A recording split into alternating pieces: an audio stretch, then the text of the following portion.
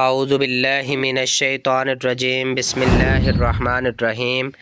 آج کی ویڈیو میں ہم جب کوئی بیمار ہو جاتا ہے تو اس کی عیادت کے لیے جو شخص جاتا ہے تو اس کے لیے کتنا اجر و ثواب اللہ تعالیٰ نے رکھا ہے۔ حضرت علی رضی اللہ تعالیٰ عنہ نے فرمایا کہ سرکار دو عالم صلی اللہ علیہ وآلہ وسلم کو فرماتے ہوئے سنا کہ جب کوئی مسلمان اپنے مسلمان کی صبح کے وقت عیادت کے لیے جاتا ہے تو شام تک 70,000 فرشتے اس کی دعائیں مغفرت کرتے رہتے ہیں۔ جو بندہ صبح کے ٹائم کسی مسلمان بھائی کی خیریت دریافت کرنے کے لیے جاتا ہے تو کیا ہوتا ہے، شام تک 70,000 فرشتے اس کے لیے رحمت و مغفرت کی دعا کرتے ہیں۔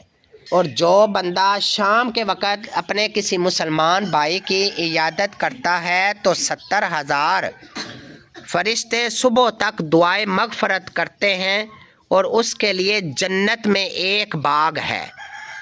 کس کے لیے جنت میں ایک باغ ہے؟ جو بندہ اپنے کسی مسلمان بھائی کا حال دریافت کرنے کے لیے جاتا ہے۔